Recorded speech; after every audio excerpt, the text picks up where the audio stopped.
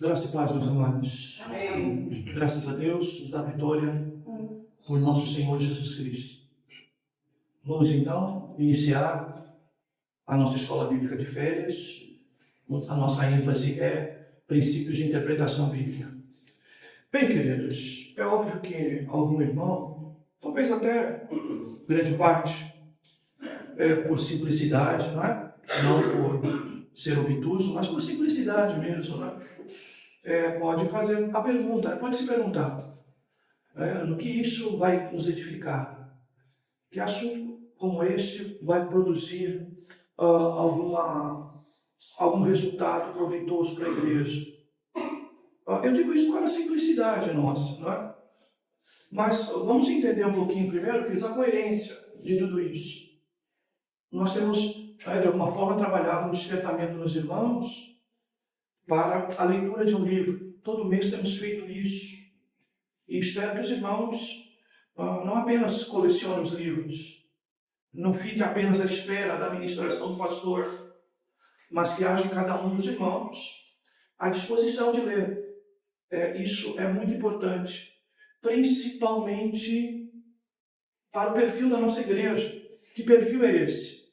De uma igreja, não é, queridos, que, querendo ou não querendo, né, irmãos, é envelhecida em termos de idade natural. E a leitura é algo importante como exercício para nos manter, não é, digamos assim, com uma cabeça boa, tá? Exercitar a própria memória, exercitar questões cognitivas, a questão do aprendizado, a questão do racional, do intelectual, não é? Porque, como já disse aos irmãos aqui, o cérebro é como um músculo. E se ele não for incentivado, estimulado, ele atrofia. Como já falamos aqui, até em aula de neurociência, de que nós, mesmo na idade avançada, desenvolvemos novos neurônios, desde que, lógico, eles sejam estimulados. E a leitura bíblica, ela contribui com isso, evitando Parkinson, evitando demência, tá? E muitas das vezes, por falta de informação, a gente não dá valor a essas coisas, tá, queridos? Mas muito mais do que ler um livro por mês e a gente fazer algum comentário sobre ele, que você sabe, o comentário que a gente faz aqui, tá, é bem assim de pensamento pastoral, de caráter muito pessoal do pastor, porque a dimensão do livro e algum deles é muito maior do que aquilo que nós temos falado aqui, tá? Então, quem lê o livro sabe disso, tá? Agora, muito mais do que isso, nós temos visto já há alguns anos, talvez, não é? Desde a pandemia, pelo menos, o irmão Jabel incentivando a leitura da Bíblia, não é? A leitura anual da Bíblia, dando a possibilidade, não é, de nós lermos a Bíblia de maneira continuada, várias vezes, tá, queridos? E ainda que seja uma leitura em que você não pare para meditação, mas depois de 4, 5 vezes que você vai lendo a Bíblia como completa, ou seja, 4 ou 5 anos de leitura, fazendo esse trajeto, tá? Você vai desenvolvendo aquela ideia que tem a ver com a interpretação bíblica, que é entender a corrente da água, entender a linha de pensamento geral da Bíblia, para que quando você lê algum texto isolado, você não despreze isso, tá? E isso é muito importante e relevante para a gente não cair fora, né, da cama, né? No sentido de nós cairmos da cama no susto, né? De cometermos algum erro por conta da ausência desse tipo de pensamento ou desse tipo de exercício, tá? Então veja, para uma igreja bíblica e que tem essa preocupação da Bíblia, não é que ler um texto, tá, irmãos, e começar a contar historinha. É ler o texto e explicar o texto, tá? E veja, quantas das vezes a gente mesmo enfatizando isso, e nós, muitas das vezes, não temos isso dentro da nossa própria igreja, tá? E nós precisamos acordar com essa realidade, tá? Porque contador de história está cheio por aí. E nós precisamos exercitar com mais frequência a explicação da Bíblia. Porque explicando aqui, numa introdução de culto, no ensino bíblico, como temos feito em Atos dos Apóstolos. Apesar da lição ser construída bem dentro de uma questão temática, nós temos tido cuidado aqui de ler o texto, explicar o texto, antes de passar por algum comentário do leitor, do escritor da lição. Tá, queridos? Então, veja, talvez pela nossa própria dificuldade raiz, tá, queridos? Nossa dificuldade de escola. Muitos apresentam essa realidade, tá? Pelo que a gente vê aqui, até quando os irmãos vão ler o texto coletivo na igreja, a gente observa isso, tá, irmãos?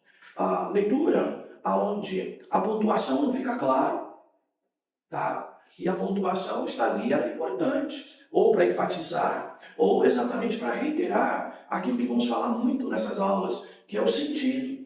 Não basta ler, tem que perceber o sentido do que está escrito, tá, amados? Então, eu abro a nossa escola citando essas coisas, não para justificar, tá, irmãos? Mas, por mais que alguém julgue que a gente é orelhudo, tudo que a gente faz tem uma explicação, tem uma razão. E muitas das vezes é você que tem dificuldade de se encaixar em tudo isso. E eu até entendo grande parte dos irmãos por conta das nossas próprias limitações. Há uma frase que diz assim: ore, principalmente quando você não tem vontade, ore. Tá? E a leitura é a mesma coisa, leia. Principalmente quando você não tem vontade, concentração e disposição para a leitura. Leia. Tá? Isso é fundamental, queridos. Mas também entendo, eu que muitas das vezes lia uma revista semanal em algumas horinhas, 1 hora, 2 horas, não é? Que lia livro, não é? Às vezes num dia. Com o passar do tempo a gente já não consegue fazer mais isso. Tá, queridos? E a gente percebe a nossa dificuldade. Então, para alguém que já treinava bastante isso, percebe dificuldade quando chega um pouco mais avançado de idade, quanto mais quem não faz. Tá? Quanto mais quem não faz, ou nunca fez, vai ter mais dificuldade ainda. Tá bom, queridos? Eu falo isso, irmão, porque me preocupo muito com a mente, porque o nosso trabalho é mental, não é? Seja aqui na igreja, seja até fora da igreja, tá? O nosso trabalho, a nossa ocupação sempre é de característica mental, não é? E se nós perdermos, não é, qualidade nisso, nós teremos prejuízo em todas as situações, seja na igreja, seja também, não é, em qualquer trabalho que eventualmente a gente ainda pegue, tá? E eu me preocupo nesse sentido, não é?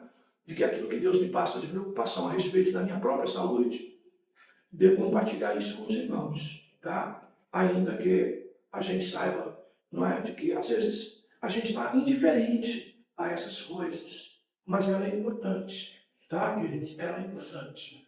Bem, então vamos lá começar o nosso assunto. Então, Escola Bíblica de Férias 2026, não é? Qual o nosso objetivo em tudo isso também? Falar para os irmãos que nós temos uma parada no seminário teológico. Um esvaziamento muito grande, falta de alunos, não é? O dia a dia, muitas das vezes pesado, não é fácil falar de 4 assuntos com profundidade, não é? Como o pastor faz, que não é uma aula para cada professor, a gente absorve todos, não é? Às vezes eu percebo até os irmãos, não é? No próprio seminário, que não percebem, não é? A dificuldade, tá? Da gente desacelerar determinados assuntos, voltar para uma segunda aula com o segundo assunto, e o quanto a gente precisa, às vezes, até oxigenar a mente para poder falar sobre o outro, tá, queridos? Eu digo falar, irmãos, com responsabilidade, não é, irmãos? Não é abrir a boca e jogar a conversa ao ar, não é? Não é isso, mas com profundidade. Não é fácil, tá? Por isso você vai ver na escola, né? Quem vai dar aula de geografia, vai dar aula de geografia, no máximo de história, não é? E são intercaladas, tá? Quem vai falar de língua portuguesa, vai falar sobre língua portuguesa, porque acaba se especializando num assunto, num tema, para poder ministrar. E quando a gente pega assuntos diferentes, tá? Realmente a sobrecarga é muito grande. Então, para nós não deixarmos a igreja, tá, se perder, porque resolvemos dar uma retraída no seminário teológico, tá? E nós estamos entrando no segundo ano, não é? sem o seminário e, como eu disse já uma vez, parou, não volta mais, tá? Não volta mais. É muito difícil. É que ninguém para de estudar. Parou, dificilmente volta. É melhor vir se arrastando, é melhor vindo, né? Com compromisso até de fazer sua prova, porque se parar, tá, queridos, efetivamente acaba, não é, desistindo, porque perseverar nesse sentido não é fácil. Então, para cobrir essa ausência, nós fizemos no primeiro ano esse estudo do livro, que tem sido muito proveitoso, a igreja tem abraçado bem, nós temos tido frequência, às vezes até superior ao próprio culto de quarta-feira, tá, queridos? As conversas particulares que os irmãos eventualmente têm comigo sobre o próprio texto, o que eu percebo de alguns irmãos conversando entre si sobre o texto, tá, queridos? Isso anima a gente. E por isso nós estamos no segundo ano empregando o mesmo recurso, né? Usando o mesmo recurso. E a Escola Bíblica de Férias, então, ela surge dentro desse contexto, para nós trazermos assuntos mais teológicos, que infelizmente, queridos, até por razão de perfil da igreja, tá? É preciso que dentro da reconciliação tenha alguém ainda que discrimine teologia, né? Apesar do perfil da igreja, tá? Age ainda como se tivesse, por exemplo, não é? Numa igreja que não há ânimo nenhum para estudar a palavra, tá? E que considera isso irrelevante, sem importância, tá? Como nós vemos em grande parte das igrejas. Então, meus amados, essa oportunidade, por exemplo, de falar sobre esse assunto, princípios de interpretação, é muito importante. Ajuda você na leitura da Bíblia a entendê-la, entender o sentido dela, vai ajudar você também a entender o livro e, aplicando princípios de interpretação, né, saber bem o que é ler, entender, ok? E aplicar, tá? Numa linguagem onde você está praticando ali com você mesmo, tá? Agora, nós escolhemos esse assunto, primeiro porque ele vai contribuir com tudo isso, mas também para, de alguma maneira, tirar da cabeça de alguns irmãos essa coisa que teologia é difícil, é irrelevante, não tem sua importância. Por quê? Nós vamos utilizar aqui uma ferramenta, tá? Que nós chamamos de um conjunto de matérias processuais, tá? Dentro da teologia, que ela é fundamental entender, como eu costumo dizer para os irmãos. O irmão que é mecânico sabe que é imprescindível ter uma caixa de ferramenta. Tá? A caixa de ferramenta, tá? Não é o material que você vai utilizar, não é o trabalho em termos de composição de uma obra, mas ele é instrumentos e ferramentas para facilitar o teu trabalho, ou para até possibilitar o teu trabalho, ou até para aperfeiçoar o teu trabalho. Então imagine, a irmã que tem a prática de costurar, mesmo que seja manter em ordem a roupa do marido, colocar botão, não é? Eventualmente, não é? Uma linha que solta que você tem que fortalecer essa costura. Imagine uma dona de casa não ter, não é? Uma caixa de aviamentos, uma caixa com tesoura apropriada, com linhas apropriadas, não é? Com agulha, com alfinete e coisas semelhantes, tá? Eu que moro sozinho há tanto tempo, eu tenho. Tem até uma maquininha de costurar de mão para fortalecer algumas coisas, tá? Eu não peço para ninguém fazer isso, eu não pago por isso. Muito menos vou pedir isso para minhas irmãs fazer. Eu mesmo faço. Mas o meu trabalho se facilita à medida que eu tenho a minha caixinha de aviamento. Não é, queridos? Em casa, às vezes, também. Você quer fazer algum trabalho mesmo, prático, e você não consegue fazer porque te falta a ferramenta adequada. E às vezes não é a habilidade de outro, mas é o fato dele ter a ferramenta certa, tá? O instrumento certo para operar determinadas coisas. Você imagina, por exemplo, um cirurgião, como você já viu aí em filmes ou coisa parecida, uma cirurgia, tá? E tem dentro da sala, ok? O instrumentalista, aquele que vai trazer e vai cuidar dos instrumentos, tá? Aí o médico vai pedir não é? Uma tesoura tal, vai pedir, não é? Um bisturi tal, não é? Vai pedir uma série de ferramentas que ele vai utilizar, tá? Naquela cirurgia.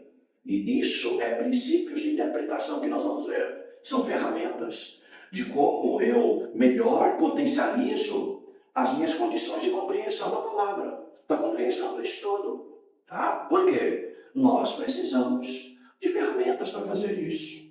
Tá? E elas são uma das bases principais depois do conteúdo, não é? Da cirurgia em si, não é?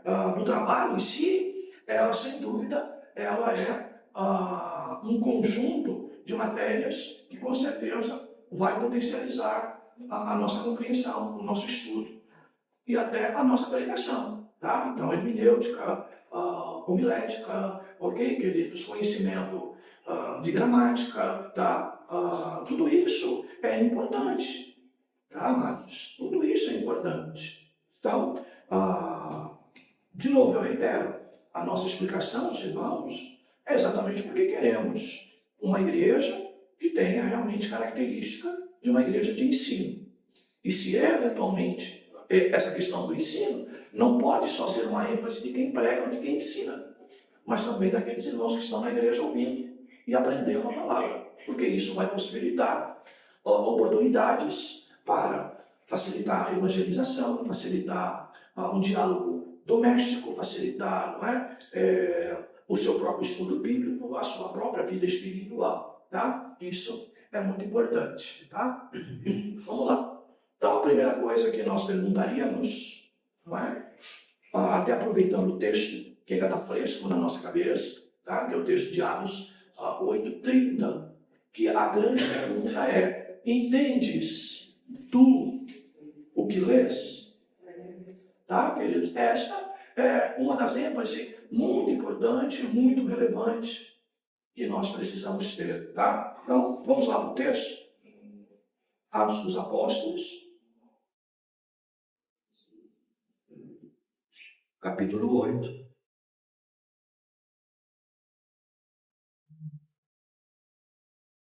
Verso 30. Atos dos Apóstolos, capítulo 8, verso 30. Filipe correu e ouviu que o homem lia o profeta Isaías e perguntou: entendes o que estás lendo? Ou entendes tu o que lês? Essa é a grande ênfase, tá, irmãos? De um assunto de interpretação bíblica. Porque não adianta você também ler o livro, ler a Bíblia, se você não trazer para a sua realidade esta questão, a questão do entendimento, a questão da compreensão. E como eu disse para vocês, e como a gente ouve a leitura coletiva aqui na igreja, se o irmão não aprender a dar ênfase nas coisas certas, não saber utilizar a própria pontuação, não saber utilizar adequadamente a acentuação, tá? Então veja, se nós não somos capazes nem disso, como seremos capazes então de dominar gramática da língua portuguesa, que é uma das línguas, segundo contam os especialistas, das mais difíceis, tá? Das mais difíceis. Por exemplo,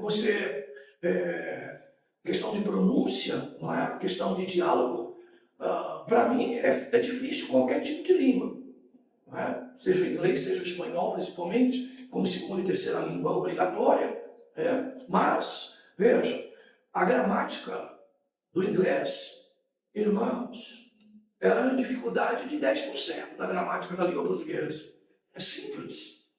A questão verbal mesmo do inglês, tá, irmãos? Ela é de uma simplicidade impressionante, tá? Verbo to be mesmo resolve a vida de muita gente no inglês de maneira fácil. No espanhol, ainda mais fácil ainda, tanto a gramática, como também, às vezes, até a própria pronúncia. Tá? E a língua portuguesa, nós temos muita complexidade, tá? Muita variedade. A língua portuguesa, para tudo, tem um recurso, para tudo, ela tem uma diferença, ela distingue uma coisa da outra, diferente de outras línguas. Tá? E por isso ela se torna muito grande, muito complexa. Tá? Mas vejam, não basta ler, é preciso entender. Infelizmente, amados, nós temos casos, e eu trouxe um aqui para a gente, não sei se vocês são capazes de rir, não é? Mas eu ri bastante com isso, não é? Você entender efetivamente essa questão, tá? De como a igreja tem falhado, pregadores, principalmente igrejas, onde uma das coisas principais para se perguntar para um candidato ao pastorado é se ele gosta de ler, se ele sabe ler, se ele tem um mínimo de compreensão sobre esse assunto. Né? Ler, entender, interpretar, buscar sentido das coisas no texto. E, infelizmente, o que nós vemos são aberrações extremas. Vocês lembram de um caso de adultério em que um pastor, no Fantástico, foi utilizado para ridicularizar os evangélicos, Fantástico da Rede Globo, há muitos anos isso. Nem tinha essa briguinha aí, né? De extremismo político aí, ainda, tá? A direita estava adormecida ainda, né? Então, queridos, aquele caso foi trazido à tona, onde o pastor, lendo um texto, que é o texto de Oséias, tá? Ele se justificava e explicava que ele tinha adulterado uma determinada pessoa e que aquilo era uma ordem divina, que aquilo era, tá? Uma ordenança divina. E quando o próprio repórter foi pedir para ele para explicar o texto e o ajudou a entender o texto, o próprio repórter ímpio explicando, ele ficou totalmente estucado, sem sentido. Então aquilo que parecia até no primeiro momento talvez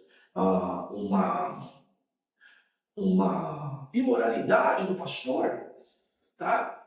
Começou também a ser debatido a possibilidade de alguém não é chegar ao nível de cometer um pecado grave como esse, porque não entendeu o que estava escrito.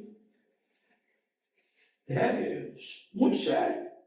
Mas nós vamos ver um caso hoje, bem, que chega a ser ridículo, eu entendo o que é, tá bom, queridos? Mas eu trouxe exatamente para mostrar aos irmãos, tá? Porque a nossa realidade é muito séria, tá, queridos? Se aqui a gente percebe dificuldade, irmãos, tem igreja por aí, tá? Que a coisa é muito mais séria ainda. Vamos lá então assistir esse videozinho, é rapidinho, é papo. Muitos vão dizer que a fruta que Eva comeu era uma maçã, mas a Bíblia não diz isso. Isso não é verdade. A fruta que Eva comeu era um coco. Aí você pode pensar, um coco? Como assim? A Bíblia diz, Eva tomou e comeu. Qual que é a fruta que você toma e depois come? Um coco. Muitos vão dizer que a fruta que Eva comeu era uma maçã, mas a Bíblia não diz isso. Isso não é verdade. A fruta que Eva comeu era um coco. Aí você pode pensar, um coco? Como assim? A Bíblia diz, Eva tomou e comeu. Qual que é a fruta que você toma e depois come? Um coco. A pretensão está fazendo uma apologética, dizendo que a fruta que Eva comeu não foi a maçã, apesar de muitos dizerem isso, mas que a fruta foi um coco. Tá? Bem, certamente ele deve ser baiano, não é? Como eu disse, ele deve estar na Bahia, ok? E por que eu digo isso? Tá? Porque a ênfase no coco, não é? É bastante pertinente ao lugar. Tá? Vai a outra, acho que tem um intervalo. Isso. Então, Gênesis 3:6. Vamos lá, né? Por que ele está falando isso? Ele está explicando algo que ele tirou da onde? De Gênesis 3:6. Tá? Então, quando alguém fala uma aberração como essa, a gente vai aonde? No texto, conferir. E ver as possibilidades pela qual o irmão defende essa tese aí. Então, veja, ele diz lá. Então, vendo a mulher que a árvore era boa para dela comer, agradável aos olhos e desejável para dar entendimento, tomou do seu fruto, comeu e deu a seu marido, que também comeu. Então, da onde que ele tirou isso? Que não era maçã e que é coco, não é? Mas era coco. Da onde que ele constrói esse tipo de pensamento?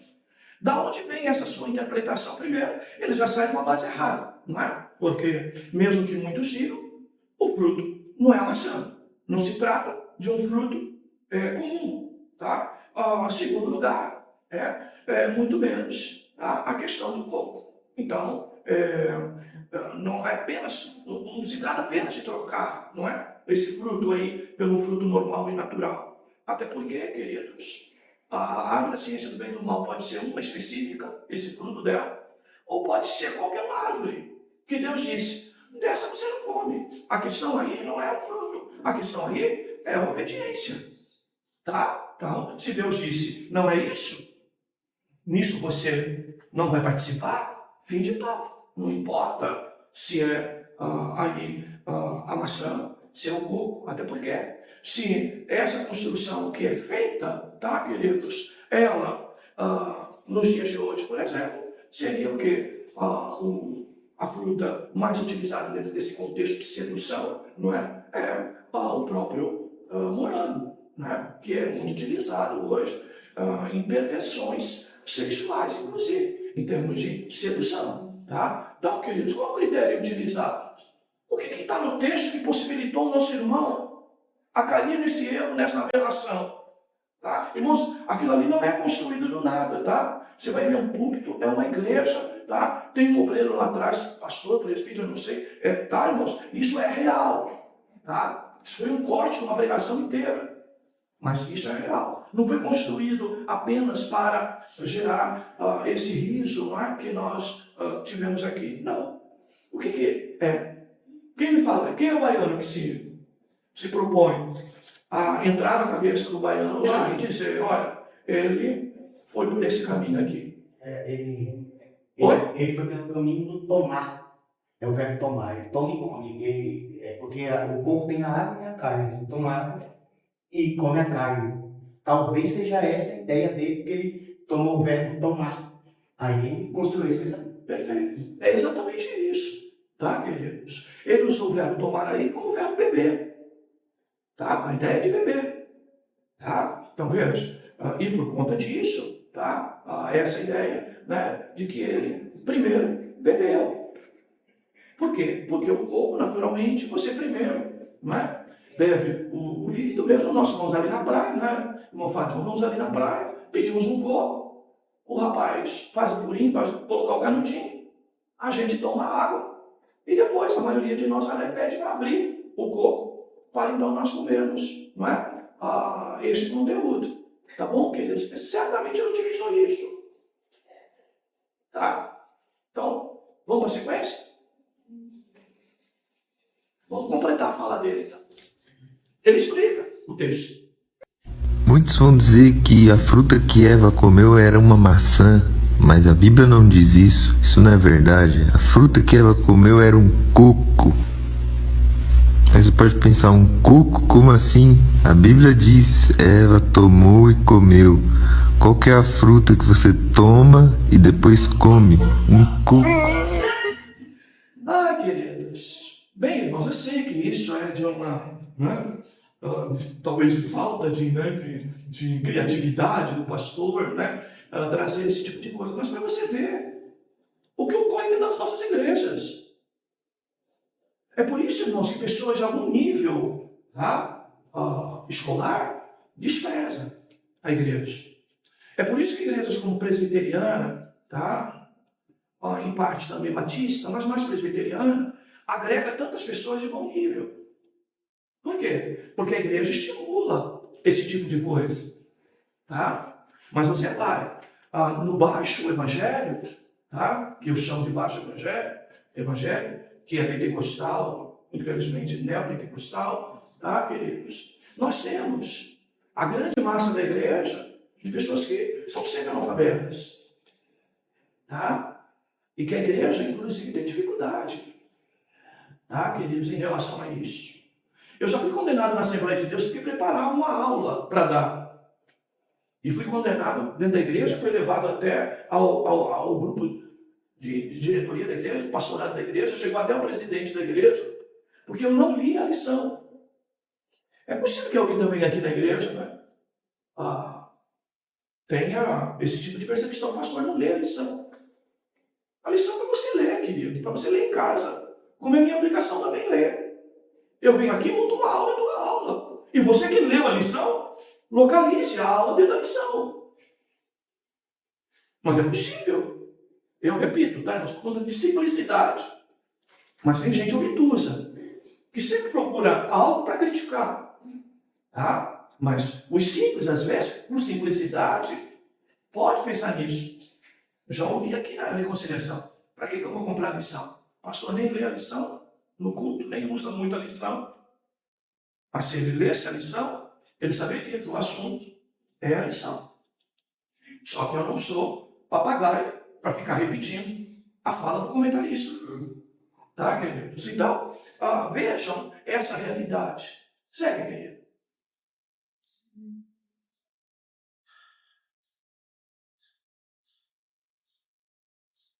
Bem, então, nós temos aí a questão da interpretação bíblica. Primeiro, o perigo de palavras isoladas. Ele tomou aí, não é? O verbo tomar, como disse o nosso irmão Raimundo. Ele associou, é lógico, a prática baiana, tá? Da fruta principal ao fogo deles, tá? E então criou a sua narrativa, seu pensamento, sua própria interpretação.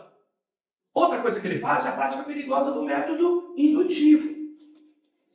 O que é o indutivo? Nós vamos explicar mais à frente. A interpretação indutiva é quando eu pego a parte para interpretar o todo. Então, você já não ouviu essa palavra, né? A pessoa foi induzida ao erro. O que é induzida? Tá? É quando eu leio e faço uma interpretação indutiva, eu corro esse risco de ter sido induzido ao erro. A melhor aplicação sempre é a dedutiva. Eu leio um grande trecho e deduzo desse grande trecho. Então, deduzir é menos risco do que ser induzido. Tá? Ele também faz um mau uso da concordância bíblica, que é um outro erro nas igrejas, principalmente em que não usam método expositivo. E o que é, não é? O mau uso da concordância? Bem, meu tempo de Assembleia de Deus, os irmãos preparavam um sermão como? Lia um texto, pegava as palavras dali, ia na concordância bíblica, pegava todas as palavras que estavam escritas lá, né, iguais àquela, tá, queridos? E montava o estudo bíblico. Aí pegava, por exemplo, João 3,16, porque Deus amou o mundo.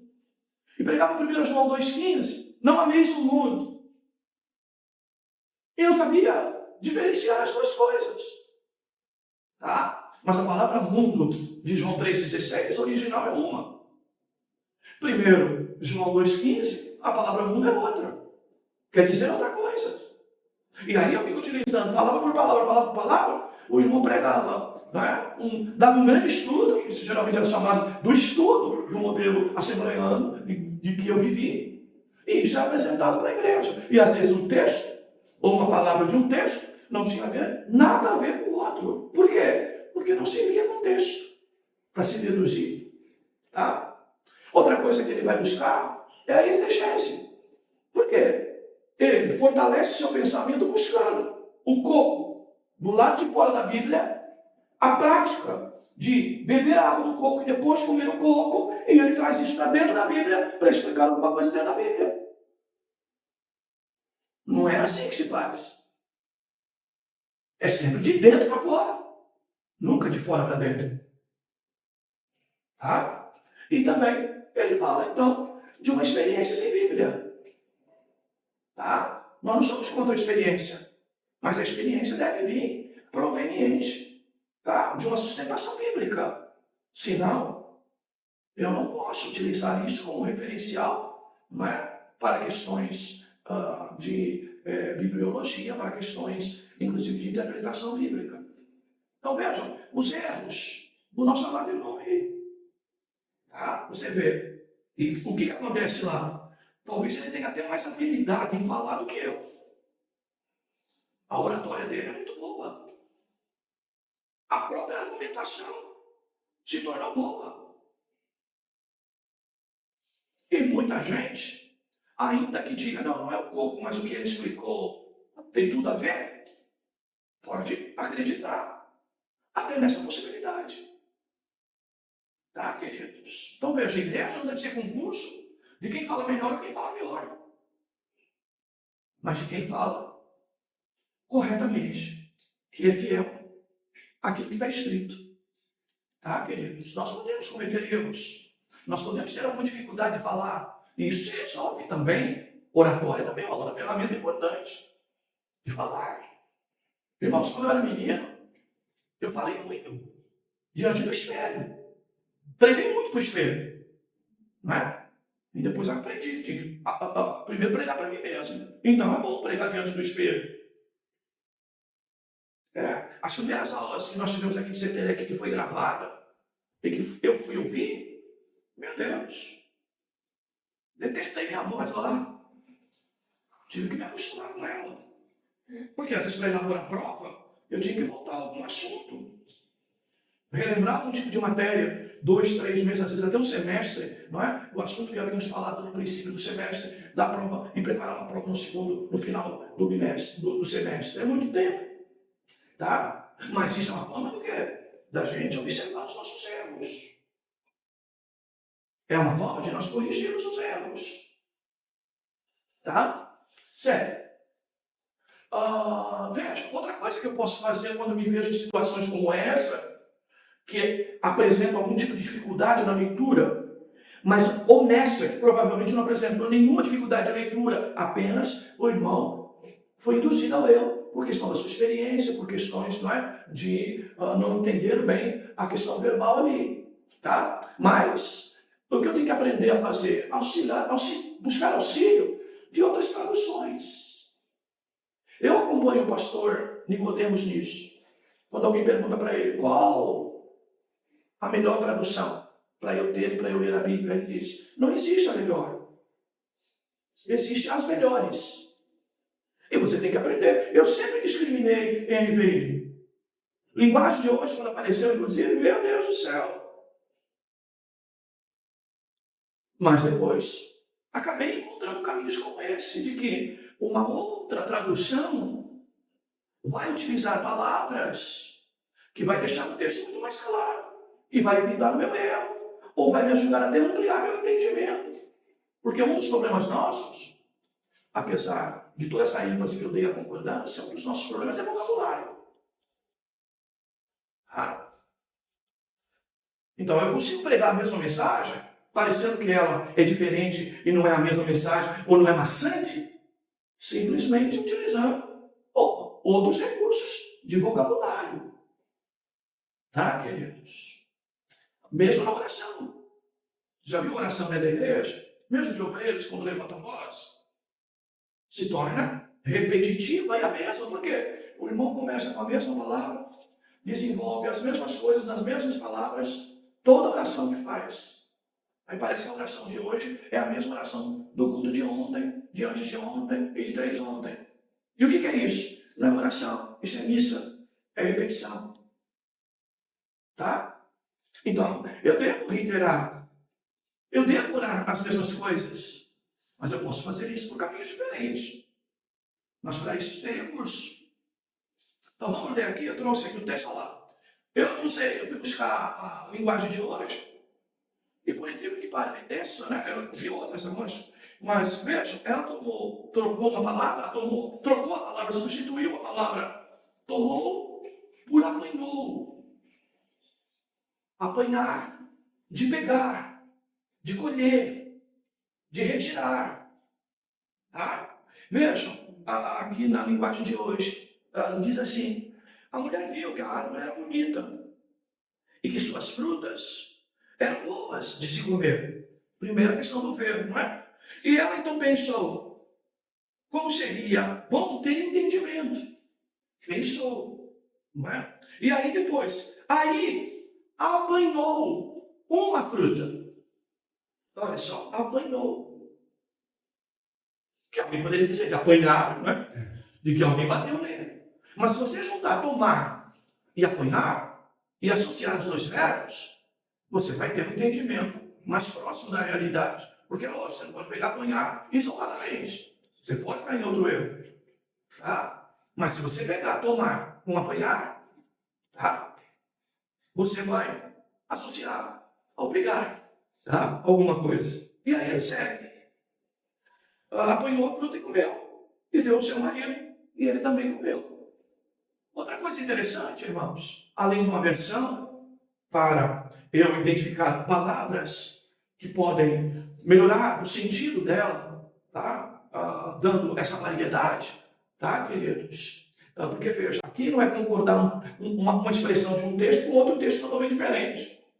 É dentro do mesmo texto, entenda isso. Senão você vai falar, falou uma coisa que eu estou desdizendo. Não, não estou desdizendo. Eu estou no mesmo texto. É a mesma palavra no mesmo texto. Diferente de eu pegar a mesma palavra em textos diferentes. Totalmente diferentes. Tá? E aí, então, eu devo também estar atento ao contexto. E se eu pegar o verso 3, 6, que lemos, e o próprio 12, eu vou perceber que tomar está em contrapartida para dar. Que seja, eu peguei e dei. Há uma associação direta nesses dois verbos. Tá? Eu peguei e dei para alguém.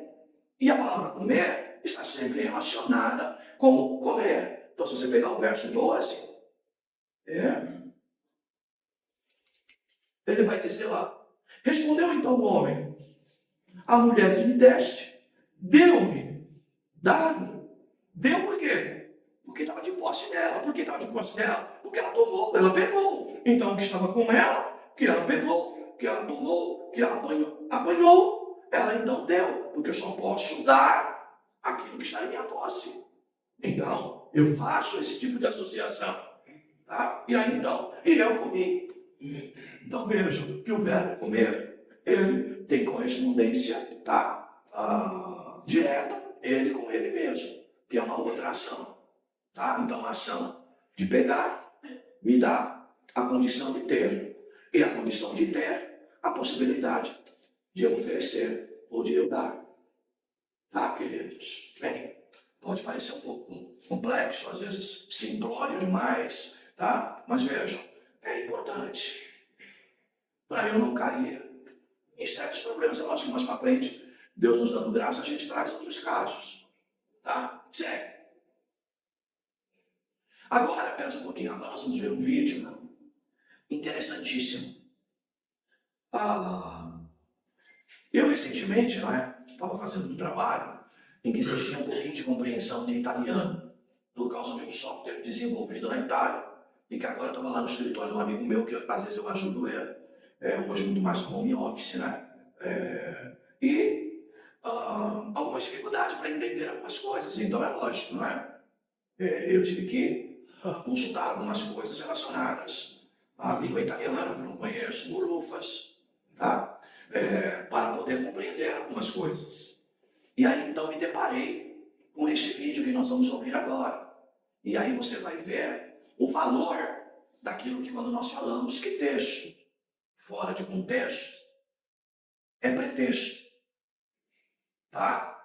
Por isso, irmãos, que, veja, às vezes você tem a palavra introdutória na igreja, por exemplo, você sabe que é de 5 a 10 minutos uma palavra introdutória. Senão você toma conta do culto e você vai prejudicar a própria palavra principal, não é? Então, veja, não dá para a gente ler um texto longo, às vezes aqui. Às vezes lê-se um versículo. Mas toda a interpretação e toda a minha fala está dentro do contexto.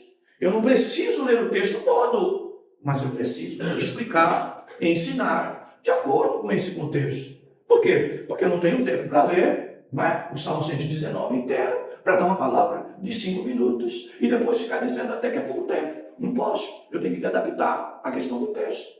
Tá, irmãos? Eu já fiz muita abertura de culto, tá, irmãos? Não pense que a vida inteira eu pregava a palavra oficial. Tá? Muitas das vezes eu pregava. Tá? Eu abria o culto. E por vezes, né? Eu até perguntava para quem ia pregar qual era o assunto. Ok? Para escolher um texto que já começasse de alguma maneira colocar o irmão dentro da palavra principal. Não é assim que a gente faz. Tá? Quantas das vezes você vai lá no grupo de obreiros, vê mais ou menos se é culto de família, o que você vai preocupar? em cantar mensagem de família. Quem vai abrir o culto vai falar algo no seu limite de tempo em relação à família. Porque aquele culto é de família. Se eu vou abrir um culto de ceia, aí eu preciso ser coerente. Eu vou abrir falando de comunhão. Tá? Falando, digamos, de exame, autoexame. Eu vou falar de guardar a coroa. Certo, queridos? Porque, irmãos, eu estou comprometido com o culto. Eu não sou uma estrela solitária que veio aqui e fala uma coisa que vem na minha cabeça, desassociada ao culto inteiro. Entende, queridos? É a mesma coisa. Se o irmão termina de pregar e dá uma chance de eu dar uma palavra pastoral no final, eu vou pegar do que o irmão pregou. Eu não vou trazer outra coisa totalmente diferente. Eu não sou uma estrela solitária. Eu faço parte de um corpo, de um todo. E se eu não consigo me encaixar nem nisso, eu não sirvo para cooperar. Tá, queridos? Mas é óbvio, né? Como eu disse no princípio, às vezes pode ser questão da nossa simplicidade para entender isso. Ontem eu tive cuidado de ligar para o obreiro e dizer, olha, vai abrir o culto? Fale sobre a escola bíblica de férias. Fale sobre o assunto. Ainda que no seu nível o assunto. Por quê, irmãos? O curso que nós tivemos aqui de neopaganismo, que não tem muito tempo, eu dei um versículo para cada introdutor do culto usar. E falar sobre aquilo. E usar aquilo. Porque estava no contexto de um seminário maior. Aí o obreiro vai abrir o culto, tá? E ainda que tenha lido o versículo, joga ele de lado e vai falando outra coisa. Você não é estrela solitária. Vai ler 1 Coríntios 14. Tem que haver uma significação. Lembra dos nossos cultos de escola presbiteriana. A introdução é uma coisa, os louvores são outros, porque nenhum louvor bate o outro. Eu lembro do meu regente de coral. Tínhamos ensaiado outro hino, mas se o culto estava indo numa direção de uma determinada ênfase no assunto, ele ia lá na pasta escolhia. E dizia, vamos cantar esse. Mas não ensaiamos, mas vai ser esse. Vamos pedir graça a Deus e vamos cantar esse. Por quê? Coerente com o culto. Tá, irmãos? Então, porque senão, irmãos, em vez de ajudar, atrapalha. E pior, né? Leva a gente para carne. Leva a gente para carne. Que é um perigo, né? Não tem como dizer que não leva a gente para carne. Leva. E levando para carne, o que faz? Compromete até a nossa estabilidade para depois da palavra. Tá? Então vamos ver o que ele fala para você entender isso. Professor Silvano, como é que se fala devagar em italiano? Piano. Como que se fala andar de um prédio?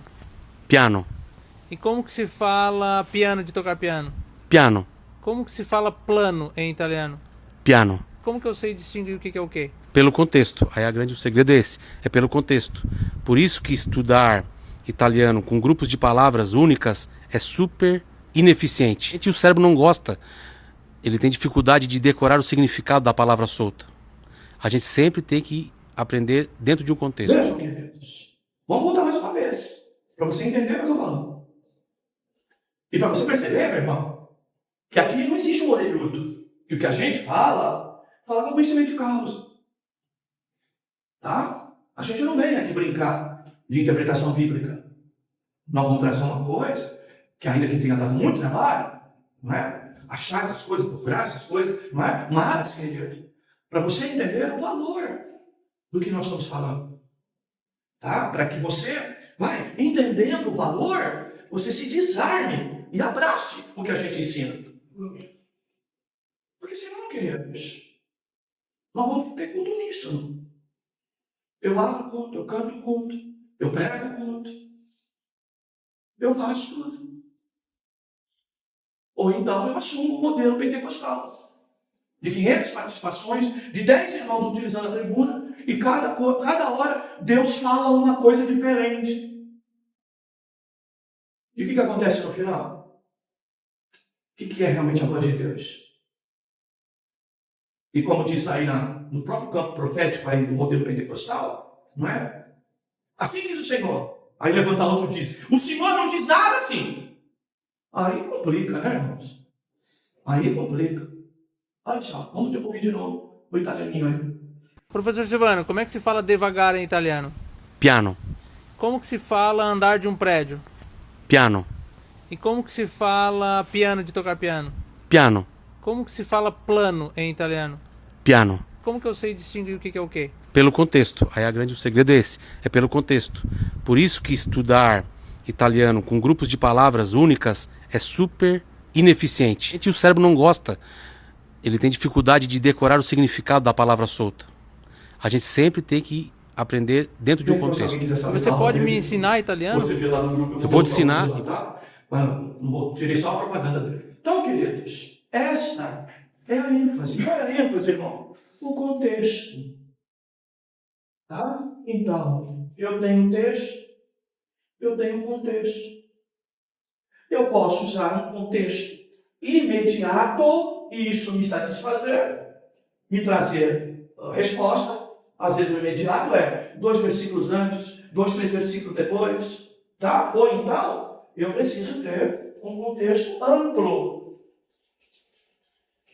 Tá? E esse contexto amplo é que vai me dar entendimento do texto. Tá? Por isso que nós condenamos caixinha de promessa. Por isso que nós condenamos, não é?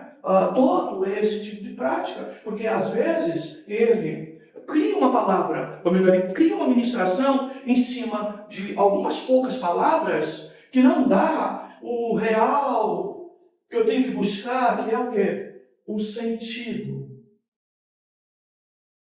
do texto. Eu só vou ter esse sentido, às vezes aqui. Eu digo às vezes, irmão, tem versículo que você pega que ele te dá, tá? Uma explicação boa sobre o que você vai pregar. E ele, na verdade, às vezes é um resumo do próprio contexto. Você vai ver Paulo utilizando muito isso. Entre um assunto e o outro, ele vai dizer, por quê? Tá? O que é isso? Ele praticamente vai utilizar um versículo que está explicando todo o contexto anterior. Tá? Então, aí a gente pergunta, por quê? Aí a resposta, por quê? Tá? E aí, esse porquê vai te dar o sentido do todo. Então vejam, olha a palavra, olha a dificuldade do italiano. Vejam essa ideia de condenar a construção por fala. Quantos de nós achou que é muito bíblico pegar a Bíblia de Gênesis a Apocalipse para falar um assunto e ficar lá e cá, lá e cá, lá e cá, lá e cá? Pelo amor de Deus, lá e cá tem contextos diferentes. Situações diferentes. E às vezes até palavras cujo sentido é diferente. Entendem, queridos? Então, amados, é essa ênfase que a gente quer dar. Tá? Vejam, eu não fui buscar o livro ainda, que é a nossa base. Eu estou introduzindo o assunto para vocês. O livro é um apoio, nós vamos utilizar, vamos. Mas ele é um apoio para a aula que eu vou dar. Eu não vou vir aqui ler o livro para você. Ler o livro é com você. Tá? É com você. Quanto mais você ler o livro e entender, mais você vai o quê? Ter facilidade para entender a própria palavra que o pastor vai estar dando aqui. Tá? Então, é isso, meus queridos. Por hora, acho que é suficiente, né? Deus abençoe, meus amados. Nós podemos ainda voltar a algum assunto que o irmão queira, tá bom? Irmãos, às vezes parece que eu dou uma ênfase em alguma coisa, parece que eu estou brigando, não é?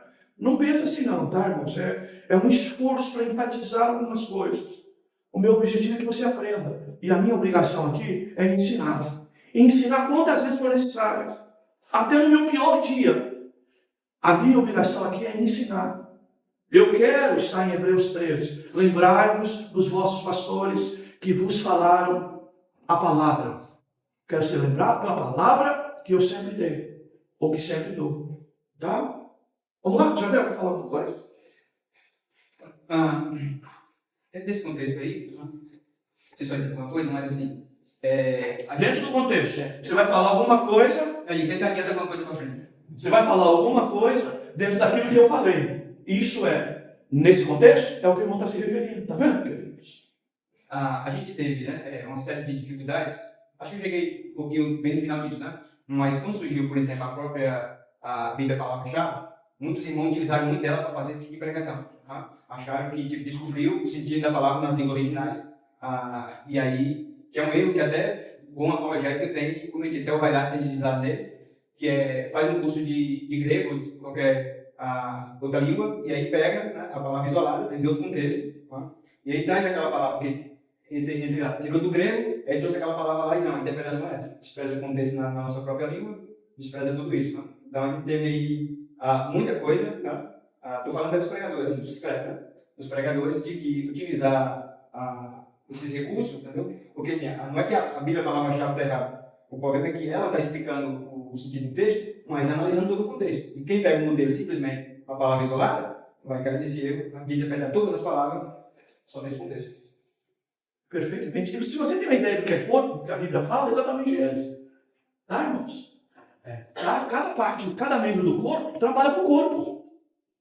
Não trabalha para si próprio. Tá? Então, cada membro trabalha para o corpo. Não trabalha só para o membro. Trabalha para o corpo todo. É por isso que quando um membro sofre, todo o corpo sofre. Padece. Quando um membro se alegra e está bem, todo o corpo se alegra.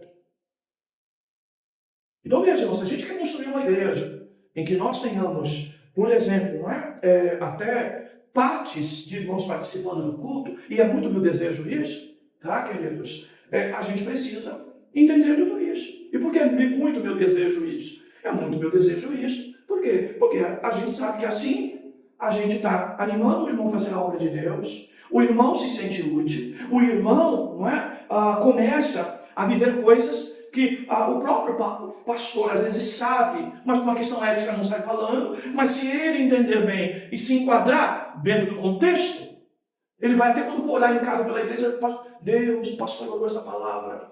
Primeiro, Senhor, tem misericórdia de mim. Segundo, Senhor, se tiver alguém na nossa igreja que está numa situação como essa, Senhor, lembra dessa vida.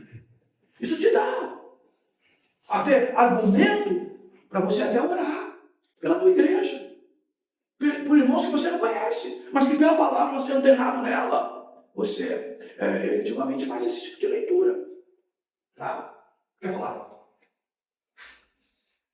Pastor, a dificuldade que nós sentimos. Quero falar dentro desse contexto, da dificuldade que a gente sente. Tantos anos com você, CETEREC, todas essas coisas, mas a gente passa por isso. Uma das coisas é de raiz. A gente veio da escola, na própria escola, aprendemos pouco a ler, interpretar aquilo que estávamos lendo e seguimos o curso da nossa vida dessa maneira. E aí a gente chega numa igreja séria, tratar das escrituras, e que o mestre dessas próprias palavras, ele vem sempre falando. E a gente, quando começa a tomar ciência, quando começa a aprender texto dentro do contexto, e a importância de entender o que está ensinando, está passando, para que a gente venha a compreender, né? Então, por exemplo, no ensino de hoje mesmo, nesse momento que você nos deu, eu já observei em mim mesmo quantos erros. Mesmo na boa intenção de cooperar, de ajudar. Mas porque eu não entendia isso ou aquilo, eu me via assim, poxa, errei aqui, errei ali. Então, o que eu gostaria de expor é isso. As pessoas, os irmãos, sentirem a dificuldade que a gente tem de aprender e de se colocar dentro do aprendizado, porque o que acontece, pastor? O que você está ensinando hoje, a princípio, já confronta a gente. Então, o meu irmão Amauri está aqui, estou lutando comigo mesmo. O pastor está falando essas coisas e agora já estou até velho, final de caminhada. Estou ouvindo isso. Então, estou ouvindo isso, tenho que aprender tudo de novo. Então, o que a gente quer dizer, não vamos desistir não, mesmo sendo velho, vamos continuar no caminho, aprendendo. E é o seguinte, outra coisa que a gente faz, pastor, é uma diferenciação. Vou ler a Bíblia. Aí a gente acha que a Bíblia é diferente de um livro de matemática. É espiritual, e vou partir pelo caminho espiritual. Mas o nosso Deus é sábio, Senhor de todas as coisas, e Ele exige de nós entendimento, que é o que a gente tem aprendido aqui. Tem que entender, tem que entender, tem que entender. E às vezes o meu próprio eu não está querendo entender. Não está querendo aceitar, entendeu? Que o que está sendo passado, o que está sendo ensinado, é o certo, é o coerente, é o que deve ser usado, é da maneira que deve ser posta. Só que o negócio de repente está olhando para mim mesmo. E quando me confronta, fica assim, nervosinho, entendeu? E meio coisa de saber como é que eu faço agora e tentar se enquadrar. Entendeu? Então a gente compreender que tudo isso é para nos levar ao entendimento da palavra. E se a gente tem que aprender de novo, vamos voltar no primeiro ano. Estou aqui, pastor. Olha, queridos, não cata as flores, não, tá? Não cata só os espinhos. Tá bom. Mas veja, essa é a diferença, irmãos. Porque o Amorim coopera comigo tantos anos. E que raramente ficou um bico com o outro. Acho que nenhuma vez, eu acho, por exemplo. Por quê, irmãos? A questão da humildade. Olha, irmão, que é muito útil para a igreja. Então, queridos, é muito útil ao pastor, principalmente, às vezes não ser útil para você, mas para mim é muito útil. Agora, veja, essa realmente é a nossa dificuldade. Por quê? Tudo isso passa pelo nosso ser também. E quanto mais pecaminoso esse meu coração está em relação, não é, a, digamos, baixar a orelha e dizer, eu tenho muita coisa para aprender, que é bem diferente de eu dizer, eu já sei tudo isso. Então, queridos, eu preciso então perceber essas coisas e entender que este é o caminho para que o irmão realmente se abra para um caminho de aprendizado. E que isso cabe a todos nós, sendo auxiliar direto do pastor ou não. Queridos? Eu vejo muitas das vezes a própria aula do irmão Jardel, lá com os jovens mesmo. Ou um culto que vem, vou te dar um preâmbulozinho, um resumo do que eu falei lá, para depois você vai continuar a lição de como o pastor se localiza. Olha, irmãos, isso é fundamental, isso é fantástico. E essas coisas que vai, não é, querido? Juntando a gente.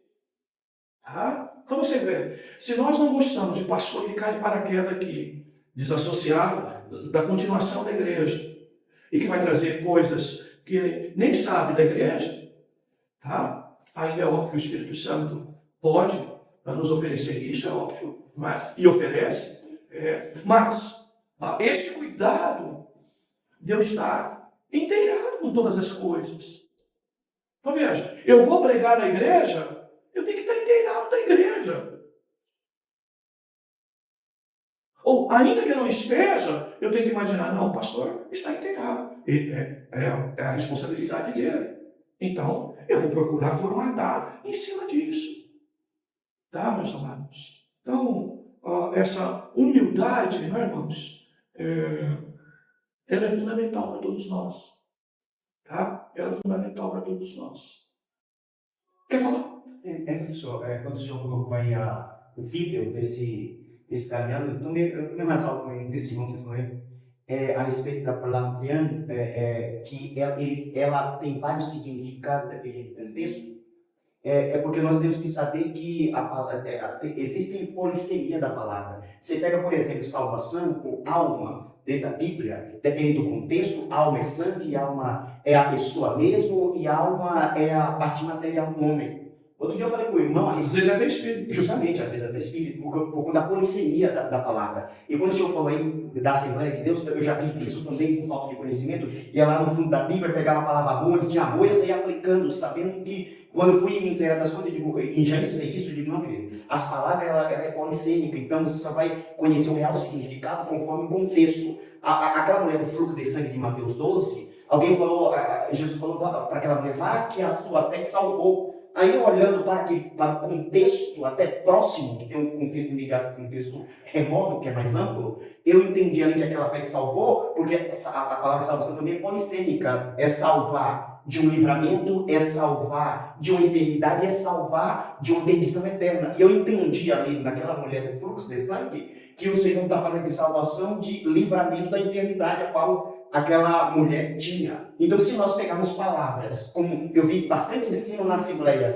e falar em cada texto, uma palavra tal, isso é terminar, porque a etimologia da palavra, às vezes, não nos ajuda muito por conta dos contextos. Mas isso não significa dizer que eu não tenho referência cruzada. Eu pego um texto que é igual o contexto de um texto que eu estou falando, que se chama, eu esqueci o nome agora, referência cruzada, que tem o mesmo significado, e sim nós temos que identificar. Então esse negócio de ficar fazendo exegese e fazendo uma pregação em cima de uma palavra é bastante complicada, porque existem palavras de significação diferente dependendo do texto. Perfeito. É isso aí. Vamos orar, queridos. Nós vamos tirar a oferta só no segundo horário. A partir de agora será sempre assim, tá bom? Então, vamos orar e o café já pode estar sendo servido. Tá bom, queridos? Vamos ficar de pé, queridos?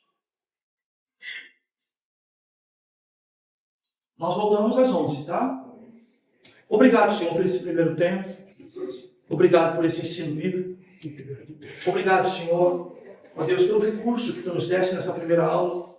Obrigado, Senhor, pelo tempo, a paciência e as condições que Tu nos deste para nos concentrar e trazer o melhor que podemos, Senhor, para a Tua igreja. Abençoa o Teu povo. Não deixa que ninguém interprete, Senhor, que a gente quer enfiar goela dentro coisas que é do nosso jeito, mas que todos entendam que aquilo que apresentamos, por objetivo, é para ajudar a igreja, para ajudar o povo, para ajudar obreiros, para formar obreiros, para colocar obreiros não soldadinhos, mas obreiros inteligentes, num pensamento coletivo de igreja. Senhor, abençoa os Teus servos, abençoa os Teus filhos. Eu aproveito, Senhor, a própria fala do Teu servo Amorim, para fazer essa oração, dizendo, Senhor, ajuda a gente. Ajuda, Jesus. Muitas das vezes nós nos vemos com as nossas limitações. Ajuda-nos. Dá-nos paciência, tanto para entender o pastor, como também o pastor ter paciência para cada um dos obreiros. Ajuda-nos, Senhor. Nós somos falhos, nós fracassamos, nós falhamos, nós falamos de amor e às vezes estamos chutando, às vezes estamos gritando, às vezes estamos impacientes. Ó Senhor, abençoa-nos, dá-nos uma igreja, Senhor, harmonizada, ó Senhor, nos procedimentos, na palavra, na busca do melhor para o Teu povo, ó Deus. Abençoa cada um dos Teus filhos aqui, dá graça a cada um dos Teus servos. Oramos por aqueles que não estão aqui, Senhor, e lamentamos muito, choramos muito a ausência de tantos que possivelmente poderiam estar, mas se ocuparam com outras coisas. Eu te peço por graça e misericórdia, alcança essas vidas, Senhor. Pai Santo, abençoa-nos, nos dá força para continuar, Senhor, no segundo tempo. Abençoa os Teus servos que têm, Senhor, ajudado para manter esta mesa, Senhor, em ordem. Esta mesa, Senhor, ó Deus, exposta, para que possamos participar desse café de comunhão e realimentarmos as nossas forças físicas, mentais, para então aprender a Tua palavra. Abençoa todo o Teu povo, Senhor. Oramos agradecidos em nome de Jesus. Amém. Amém. Amém. Graças a Deus.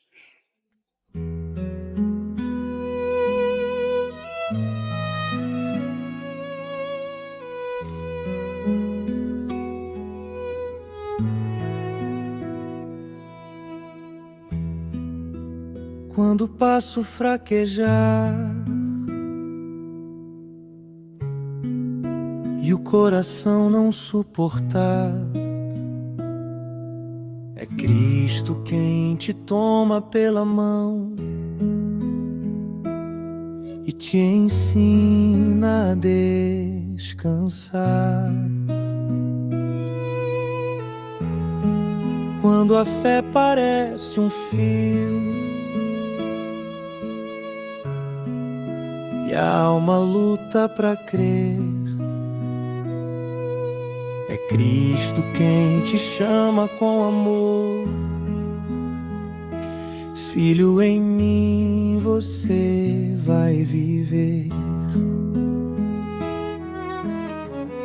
Não é pela tua força, nem por aquilo que você faz, é pela graça dele que te conduz em paz.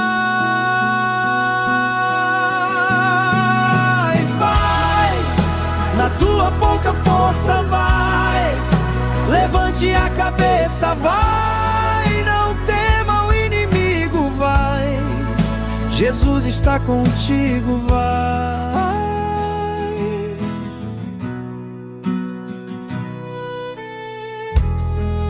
Se o peso do caminho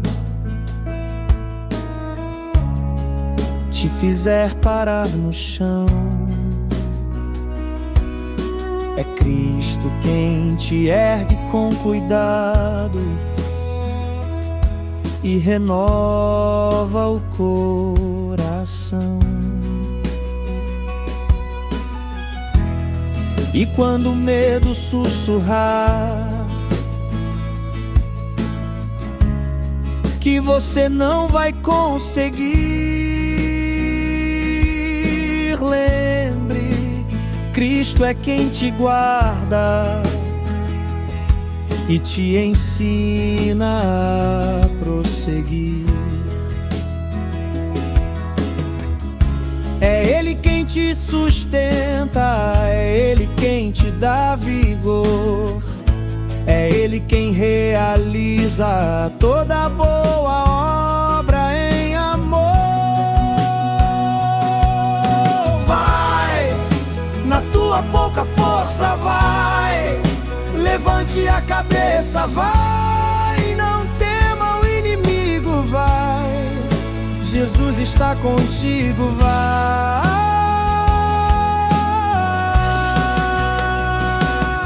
E se faltar palavras pra orar, sussurre apenas o nome dele, Jesus. É nele que tua vida permanece. E se a estrada escurecer, lembre-se, Ele é tua luz. Jesus, Jesus, é nele que a esperança surge.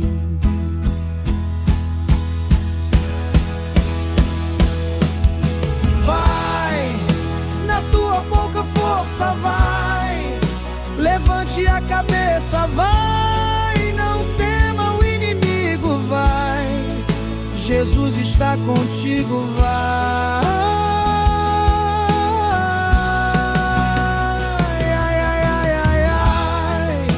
Na tua pouca força, vai, levante a cabeça, vai, não tema o inimigo, vai, Jesus está contigo, vai.